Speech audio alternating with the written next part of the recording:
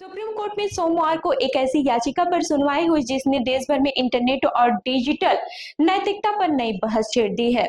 ये याचिका पोर्नोग्राफी पर प्रतिबंध लगाने की मांग को लेकर दायर की गई थी, लेकिन अदालत ने इस पर तत्काल प्रतिबंध लगाने से साफ इनकार करते हुए कहा कि ऐसे कदमों के अप्रत्याशित सामाजिक प्रभाव हो सकते हैं। कोर्ट ने नेपाल का उदाहरण देते हुए सावधानी बरतने की सलाह दी है। तो चलिए जानते हैं इस खबर को विस्तार से।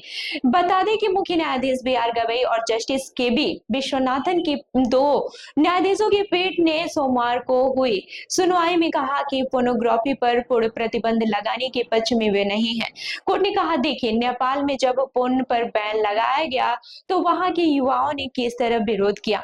हमें सामाजिक परिणामों को ध्यान में रखना होगा। कोर्ट का ये बयान सितंबर में नेपाल में हुए जेनजेड प्रदर्शनों की ओर इशारा था, जहां युवाओं ने इंटरनेट प्रतिबंधों और भ्रष्टाचार के खिलाफ हिंसक प्रदर्शन किए थे।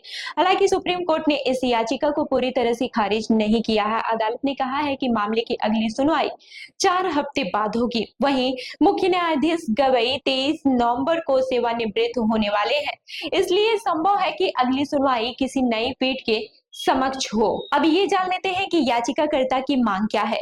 याचिकाकर्ता ने केंद्र सरकार से आग्रह किया था कि देश में पोर्नोग्राफी पर रोक लगाने के लिए एक राष्ट्रीय नीति और कार्य योजना तैयार की जाए। उनका तर्क था कि इंटरनेट पर अश्लील सामग्री की बढ़ती उपलब्धता से नाबालिगों पर गंभीर मानसिक और सामाजिक प्रभाव पड़ रहा है। उन्होंने कहा कि डिजिटलीकरण के युग में हर व्यक्ति शिक्षित या फिर अशिक्षित ऑनलाइन दुनिया से जुड़ रहा है, जहां एक क्लिक में अनैतिक कंटेंट उपलब्ध है।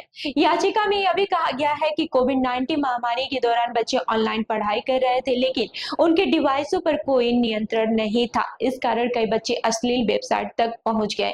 हालांकि अदालत ने कहा कि कंटेंट फिल्टरिंग और पेरेंटल कंट्रोल जैसे कई सॉफ्टवेयर मौजूद हैं, जिनका उपयोग माता-पिता को करना चाहिए। वहीं याचिकाकर्ता ने कोर्ट को बताया कि भारत में 20 करोड़ से अधिक पोर्न वीडियो और क्लिप्स बिक्री के लिए उपलब्ध हैं, जिनमें से कई में बाल यौन शोषण से जुड़ी सामग्री होती है। उन्होंने कहा कि आईटी एक्ट की धारा 69(a) के तहत सरकार के पास ऐसी वेबसाइटों को ब्लॉक करने का अधिकार है, लेकिन उसका सही इस्तेमाल नहीं हो रहा है। सुप्रीम कोर्ट का ये रुख इस बात की ओर संकेत करता है कि वो प्रतिबंध की बजाय नियंत्रण और जागरूकता पर ज्यादा जोर देना चाहती है।